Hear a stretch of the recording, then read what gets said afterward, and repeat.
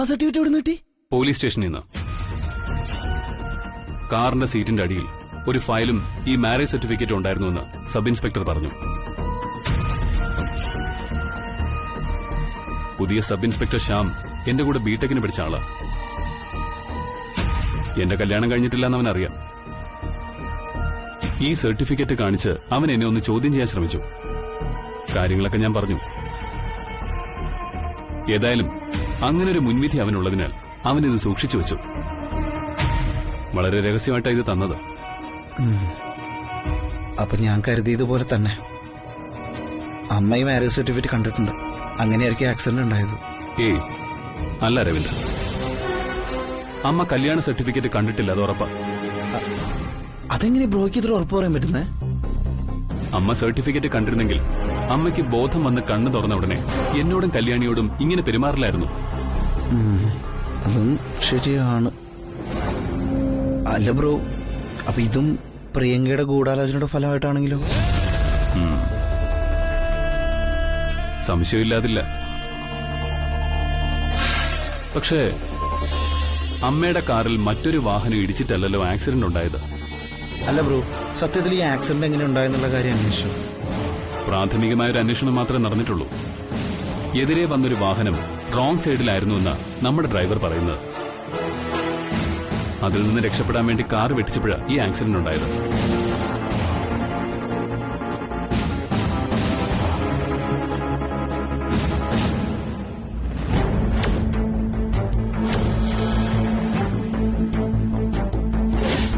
നമ്മുടെ മുഖ്യ ശത്രു പ്രിയങ്ക തന്നെയാണ്.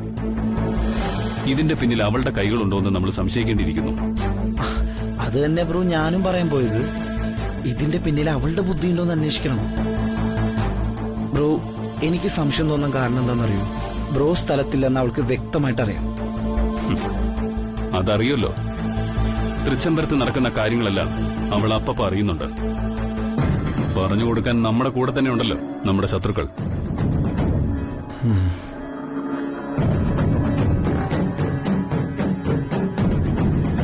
അത് തീർച്ചയായും. അപ്പൊ ബ്രോ സ്ഥലത്തില്ലാത്ത സമയം നോക്കി അവരെ അമ്മയുടെ നേരെ ഇങ്ങനെ ഒരു അറ്റാക്ക് പ്ലാൻ ചെയ്താണെങ്കിലോ? നീ കറക്റ്റ് റൂട്ടിലാണ് ചിന്തിക്കുന്നത് അരവിന്ദ്. ആ സംശയം തന്നെ എനിക്കും ഉള്ളത്. ഏതായാലും ശ്യാമിന്റെ അന്വേഷണ റിപ്പോർട്ട് കിട്ടട്ടെ, അതിനുശേഷം ബാക്കി.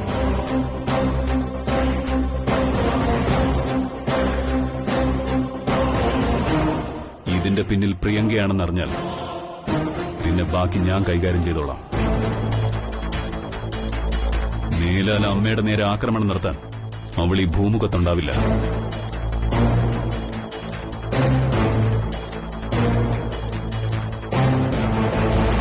ബ്രോ, അല്ല ബ്രോ ഹോസ്പിറ്റലിലേക്ക് പോകുന്നില്ലേ? ആ, ഞാൻ എന്താ പോവാൻ ഇറങ്ങുക. ശരി.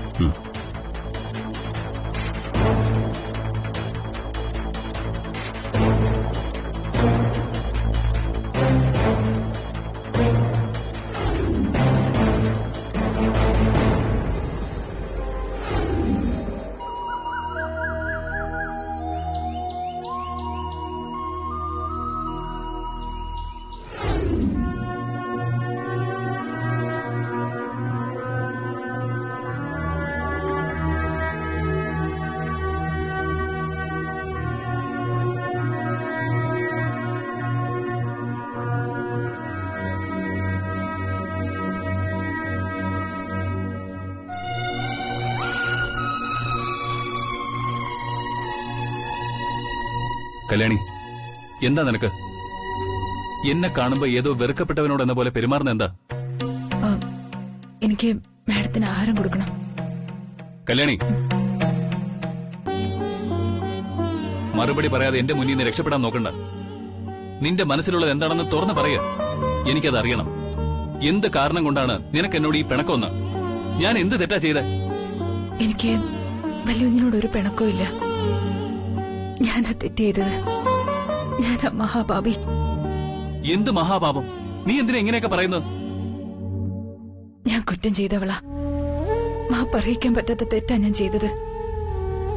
എനിക്ക് മനസ്സിലാവാത്തതുകൊണ്ടാ ചോദിക്കുന്നത്. അതെന്താ? അത് നീ ഒന്ന് തുറന്ന് പറയ. മാഡം കാർ ആക്സിഡന്റിൽ പെട്ടത് ഞാൻ കാരണോ? അമ്മയുടെ ആക്സിഡന്റ് നീയും തമ്മിൽ എന്ത് ബന്ധം? മാരേജ് സർട്ടിഫിക്കറ്റ് ഇരുന്ന ഫയലുമായി മാഡം കാറിൽ പോയപ്പോ അത് മാഡം കാണാൻ ഇടവരരുതെന്ന് ഞാൻ പൂജാമുറിയിൽ കയറി പ്രാർത്ഥിച്ചു. ആ കാരണം കൊണ്ടാ കാർ ആക്സിഡന്റ് പെട്ടത്. ആക്സിഡന്റ് നിന്റെ പ്രാർത്ഥനയും തമ്മിൽ യാതൊരു ബന്ധവുമില്ല. ബന്ധമുണ്ട്. മാഡത്തിന് ആക്സിഡന്റ് ആവുന്നതിന് മുമ്പ് നടന്ന സംഭവങ്ങളൊന്നും വലിയൊന്നിനും അറിയില്ല. എല്ലാം എനിക്കറിയാം. അരവിന്ദ് എല്ലാം എന്നോട് പറഞ്ഞു കഴിഞ്ഞു. മാഡത്തിന് ആക്സിഡന്റ് ആയപ്പോ മുതൽ എന്റെ മനസ്സുരുക. എനിക്കത് സഹിക്കാൻ പറ്റുന്നില്ല. നമ്മൾ തമ്മിലുള്ള സ്നേഹം അറിഞ്ഞ മാഡത്തിന് എന്തെങ്കിലും സംഭവിക്കും. മാഡത്തിന്റെ ജീവൻ പണയം വെച്ചുള്ളൊരു ജീവിതം അത് നമുക്ക് വേണോ?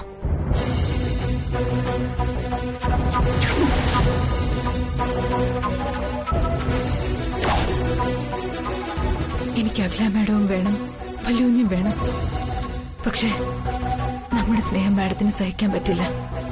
ഞാൻ ക്ഷേത്രത്തിൽ പോയി കരഞ്ഞു പ്രാർത്ഥിച്ചു, മാഡത്തിന്റെ ജീവൻ രക്ഷിക്കാൻ എന്റെ മോഹങ്ങളൊക്കെ ഞാൻ ഉപേക്ഷിച്ചേക്കാന്ന്.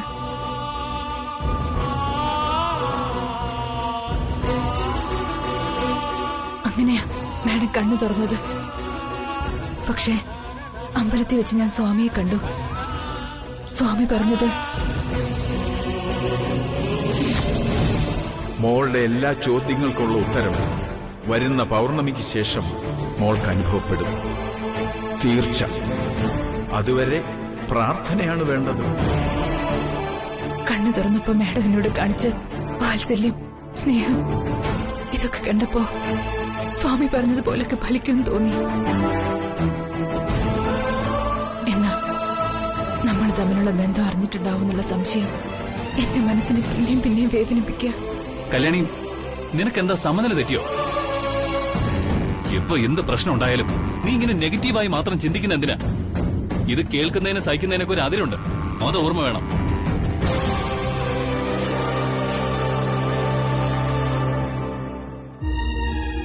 സോറി, നീ എന്റെ മനസ്സിനെ നോവിക്കുന്ന മട്ടിൽ പെരുമാറിയതുകൊണ്ട് ദേഷ്യപ്പെട്ടതാ. നീ വിഷമിക്കണ്ട. അമ്മയുടെ ആക്സിഡന്റ് നീ കാരണമല്ല. അതിന്റെ പിന്നിൽ നാഗമഠത്തെ പ്രിയങ്കയാണ്. അമ്മയുടെ കാറിനെ ഒരു ലോറി പിന്തുടരുകയായിരുന്നു. ആ സമയത്ത് മാനേജറുടെ ഫോൺ അമ്മയ്ക്ക് വന്നു. ഫോണിൽ സംസാരിച്ചുകൊണ്ടിരുന്നപ്പോ എതിരെ ഒരു ലോറി വന്നു. ഡ്രൈവറുടെ കൺട്രോൾ പോയി കാറിൽ നിന്ന് ഇടിച്ചതാ.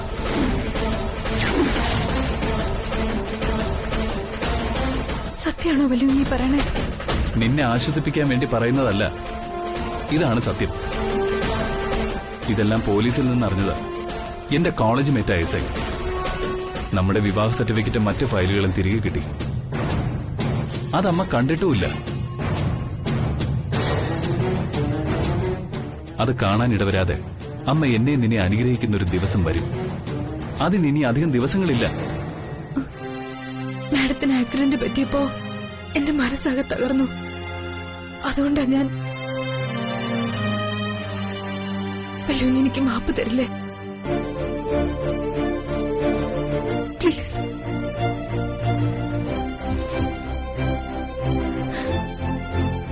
എന്നാ വാ.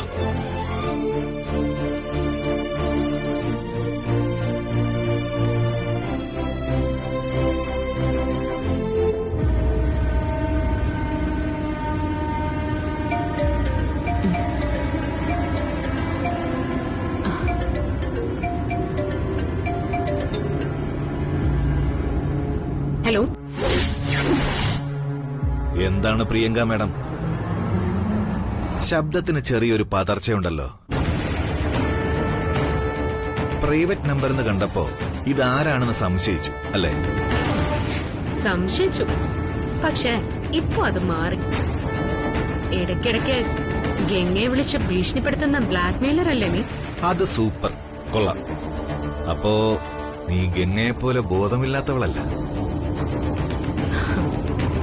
U are sharp and sure. Yeah, I'm sharp and sure. നോക്ക്, ഗംഗയെ ഫോണിൽ വിളിച്ച് ടോർച്ചർ ചെയ്യുന്നത് പോലെ എന്നെ ടോർച്ചർ ചെയ്യാന്ന് വിചാരിച്ച യു ആർ മിസ്റ്റേക്കൺ. കൊന്നു കൊല വിളിക്കും ഈ പ്രിയങ്ക. ഓ ചോര കൊണ്ട് കൈ കഴുകുന്നതേ ഉത്തരിയല്ലേ പ്രിയങ്കയ്ക്ക്. Cool cool, relax relax. ആ രാജരക്തം വെറുതെ തിളപ്പിച്ച് പറപ്പിക്കല്ലേ.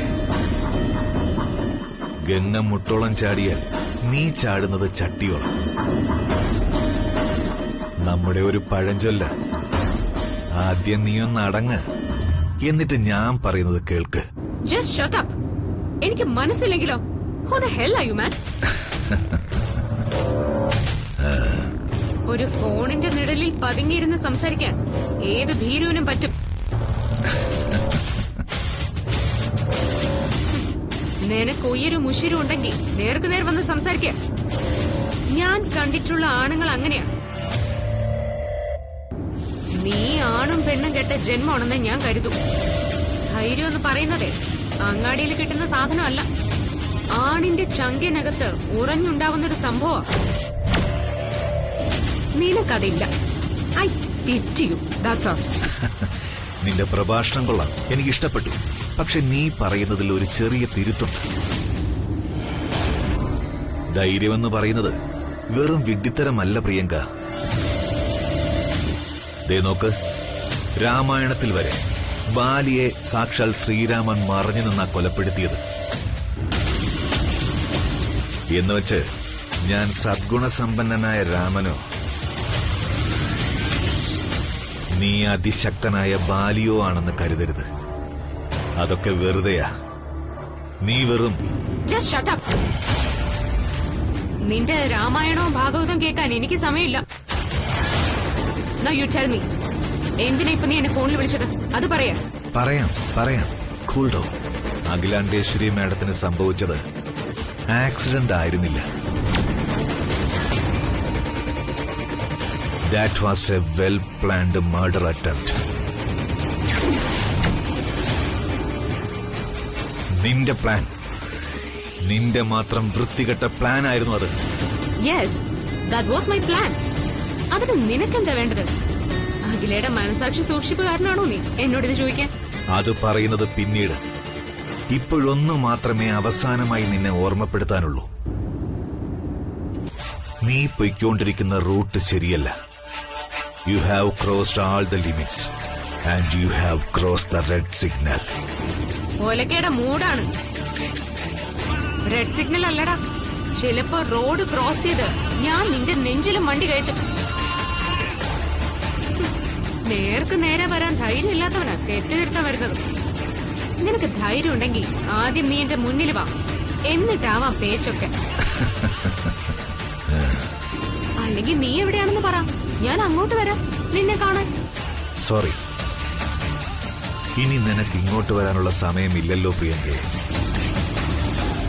നീ ഒരിടത്തേക്ക് പൊയ്ക്കൊണ്ടിരിക്കുകയല്ലേ, ആദ്യം അവിടെ പോയിട്ട് വാ. എവിടെയായിരിക്കുമെന്നല്ലേ, നീ ആ ബ്രേക്കിലൊന്ന് കാൽ ചവിട്ടി നോക്ക്. അപ്പോഴറിയാം നീ ഇപ്പോൾ എങ്ങോട്ടാ പോകുന്നതെന്ന്.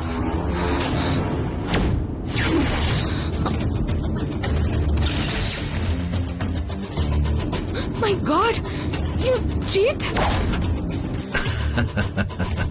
Yeah, we both are cheaters. നിനക്ക് ലോറി കൊണ്ട് ഇടിപ്പിക്കാൻ അറിയാമെങ്കിൽ എനിക്ക് നിന്റെ ബ്രേക്ക് ഊരിടാനും അറിയാം. Now we are equal. So goodbye, Priyanka darling. Goodbye. Tata. You.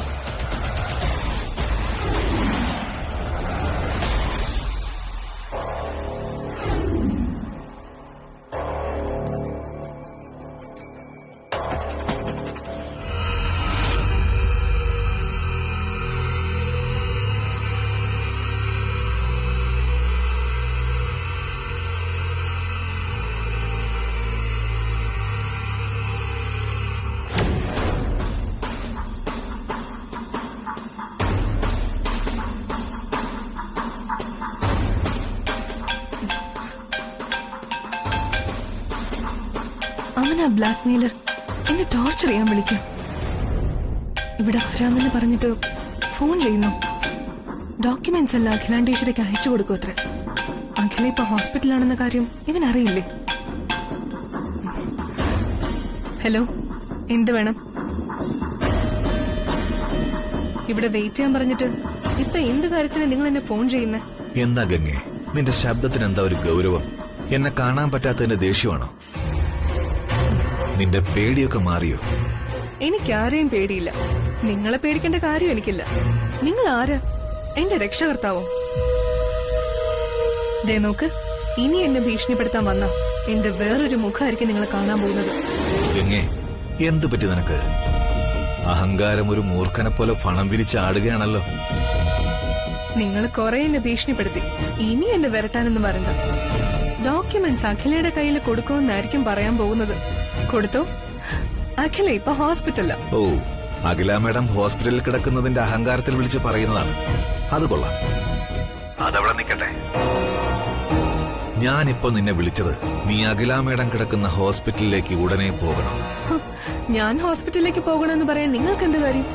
അവിടെ ചെല്ലുമ്പോ നിനക്കൊരു ട്വിസ്റ്റ് കാണാം. എന്താ നിങ്ങൾ പറയുന്നത്? പോയി കാണൂ ഗംഗേ, വളരെ നല്ലൊരു കാഴ്ചയാണ്.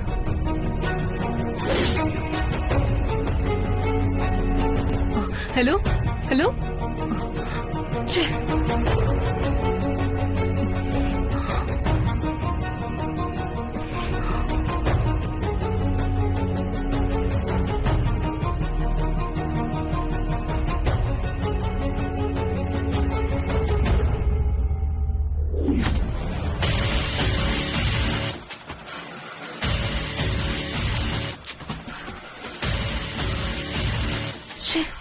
എന്ത് ട്വിസ്റ്റ് ആണെന്ന് ആ ബ്ലാക്ക് മെയിലർ പറഞ്ഞത്?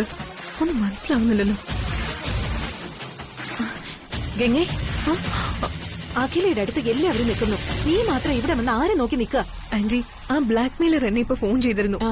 നീ ഉടനെ ഹോസ്പിറ്റലിലേക്ക് ചെല്ലണം, അവിടെ നിന്നെ ഒരു ട്വിസ്റ്റ് കാത്തിരിക്കുന്നെന്ന്. ട്വിസ്റ്റോ? എന്ത് ട്വിസ്റ്റ്?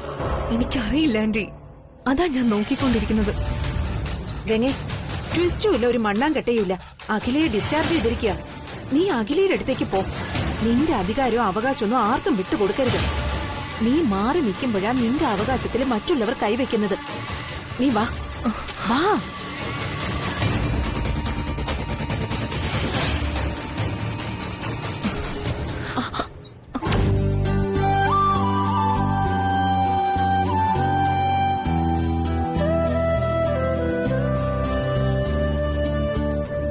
ഗംഗേ, അഖിലയുടെ മനസ്സിൽ ഇടം പിടിക്കാനുള്ള ആ അടുക്കളക്കാരിയുടെ തന്ത്രം കണ്ടോ? വീൽ ചെയർ തള്ളുന്നു. അതെ, നീ ചെന്ന് അവളെ മാറ്റിയിട്ട് ആ വീൽ ചെയർ തള്ളു. ശരി ആന്റി.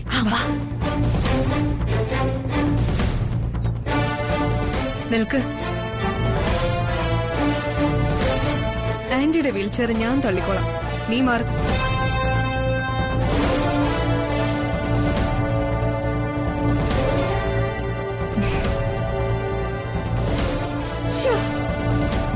ഇങ്ങനെ ആയിരിക്കണം അമ്മായിയമ്മമാരോടുള്ള മരുമക്കളുടെ സ്നേഹം.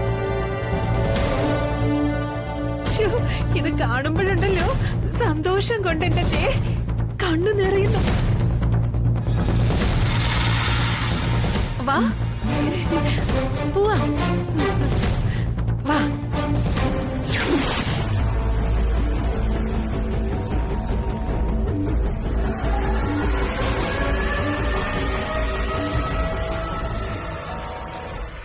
Hello sir. സർ. അതെ സർ. ഇല്ല സർ, കൊടുത്തില്ല. ഞാൻ കൊടുക്കാം. അവരെന്നോട് പ്രത്യേകിച്ചൊന്നും പറഞ്ഞില്ല, അതുകൊണ്ടാ. Okay sir. ശരി സർ.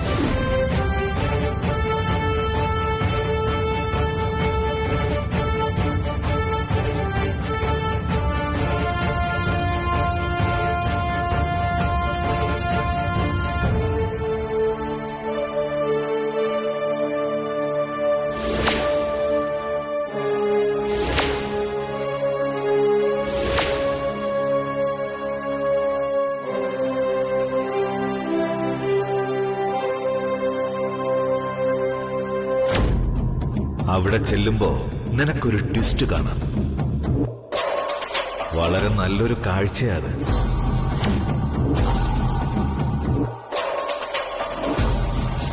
എന്താ ഗംഗേ വീൽ ചെയർ തള്ളാതെ ഇങ്ങനെ സ്റ്റോപ്പായിട്ട് നിൽക്കുന്നേ?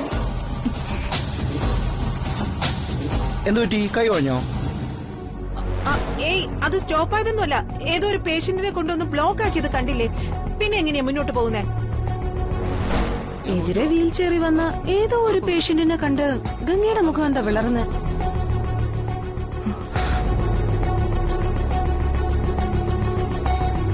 അത് ഏതെങ്കിലും ഒരു പേഷ്യന്റ് അല്ലേ ഗംഗേ? പിന്നെ എന്തിനാ നിങ്ങൾ ടെൻഷൻ?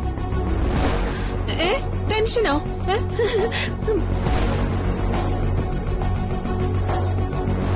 ഓ ശരിയാ, അമ്മ ആക്സിഡന്റ് ആയി കിടന്നപ്പോ പോലും ഗംഗയുടെ മുഖത്ത് ഇത്ര ടെൻഷൻ കണ്ടില്ലല്ലേ? അല്ല എന്താ ഗംഗേ ഈ പ്രിയങ്ങയെ കണ്ടപ്പോ കറണ്ട് അടിച്ച പോലെ ഇങ്ങനെ ഷോക്കായിട്ട് നിൽക്കണേ?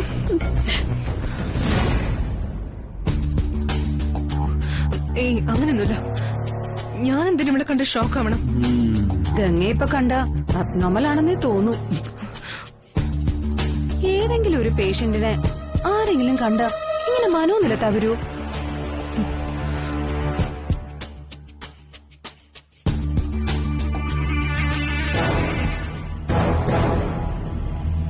ആ ഓക്കെ സാർ. ശരി ശരി. Attender okay sir.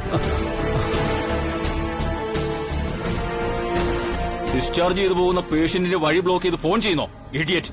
Sorry sir, phone വന്നപ്പോ. ഡോക്ടർ. ആ സോറി സാർ. Yes madam. എന്താ മാഡം?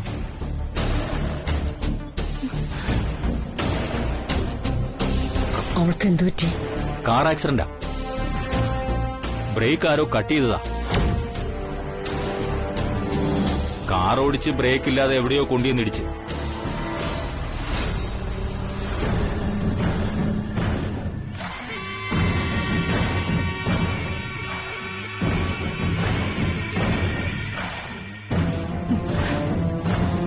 ഇവൾക്ക് ഈ അടിയൊന്നും കിട്ടിയാ പോരാ, ഇടിവെട്ട് പോലത്തെ ഇടി കിട്ടണം.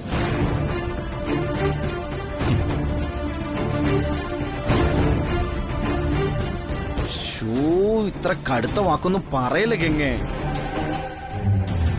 എന്തൊക്കെ പറഞ്ഞാലും നിങ്ങള്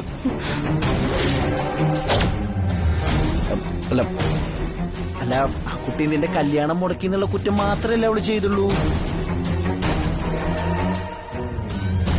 ഈ ഗംഗയ്ക്ക് ഭയങ്കര ഫീലിങ്സ്. മാഡം ഇറങ്ങാണല്ലേ? ശരി.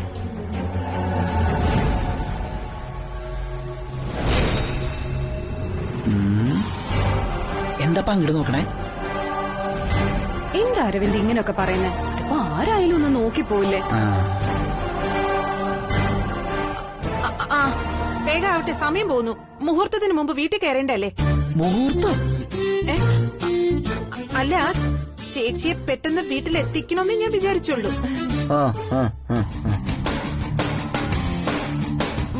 പോകുമ്പോ നടക്ക്.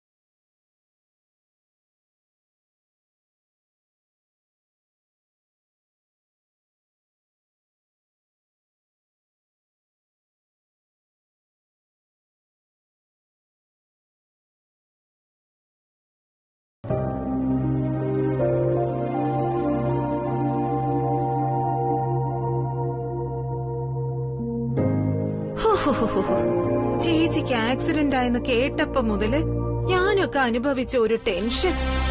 ഹോ, ഒരിക്കലും കരുതിയല്ല ചേച്ചി ഇങ്ങനെ ജീവനോടെ തിരിച്ചു കിട്ടുമെന്ന്. അതൊക്കെ നിങ്ങളുടെ എല്ലാവരുടെയും പ്രാർത്ഥനയാ. അതൊന്നുകൊണ്ട് മാത്രമാണെന്ന് എനിക്കറിയാം വിലാസിനെ. അയ്യോ, ഞാനും ഈ ഗംഗയും കൂടെ എന്തുമാത്രം പ്രാർത്ഥിച്ചെന്നറിയോ. ഏതെല്ലാം അമ്പലങ്ങളിലെ എന്തെല്ലാം വഴിപാടുകളാ നേർന്നേ. ഹാ, ഇനി അതെല്ലാം പോയി നടത്തണം കേട്ടോ നമുക്ക്.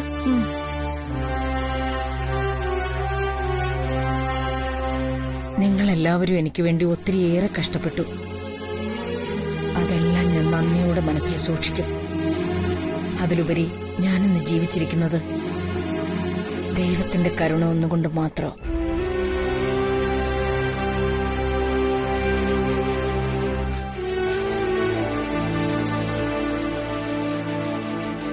ആനന്ദ്, അമ്മേ, ഞാൻ സുഖമായി ഹോസ്പിറ്റലിൽ നിന്ന് തിരിച്ചു വന്നില്ലേ? ഇനി എന്റെ മോൻ മുംബൈയിലേക്ക് മടങ്ങിപ്പോണം. പൗർണമി ദിവസം കഴിഞ്ഞു വന്നാ മതി.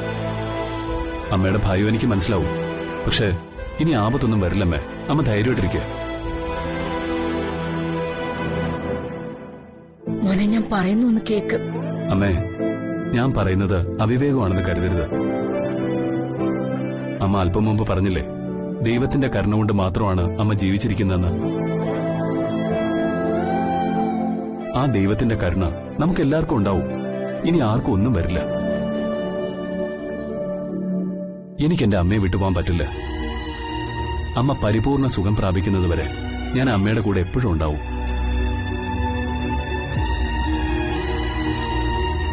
അമ്മയുടെ ഉത്കണ്ഠ കൊണ്ട് പറഞ്ഞു പോയതാ മോനെ.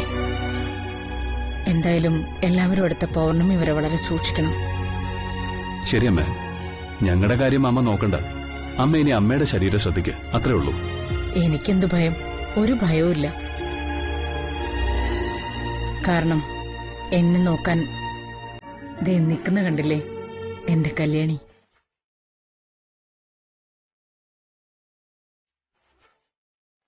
കല്യാണി ഉള്ളപ്പോ എനിക്കൊരു കാര്യത്തിലും ഒരു ഭയവും ഇല്ല.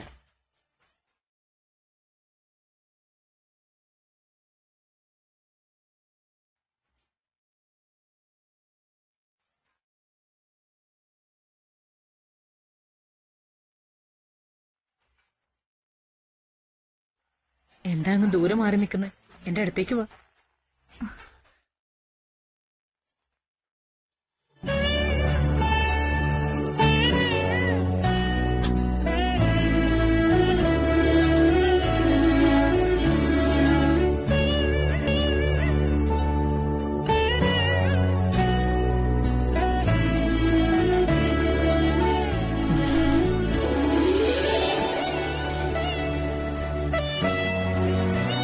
എന്റെ ജീവൻ പോയാലും വേണ്ടില്ല, എന്റെ അഖില മേഡത്തിന്റെ ജീവൻ രക്ഷിക്കണമെന്ന് പറഞ്ഞ് ഡോക്ടറോട് തർക്കിച്ച് എന്റെ ജീവൻ രക്ഷിച്ച നിന്നെക്കുറിച്ച് ഓർക്കുമ്പോ എനിക്കെന്തൊരു അഭിമാനമാണെന്നറിയൂ.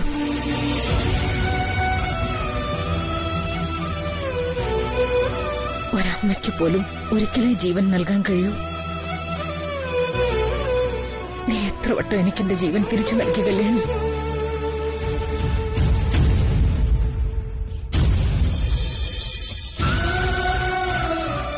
നന്ദി, ഒരുപാട് നന്ദി. മാഡം, എന്നോട് ഇങ്ങനെയൊന്നും പറയരുത്. എന്റെ ജീവൻ മാഡത്തിന്റെ ദാനമല്ലേ?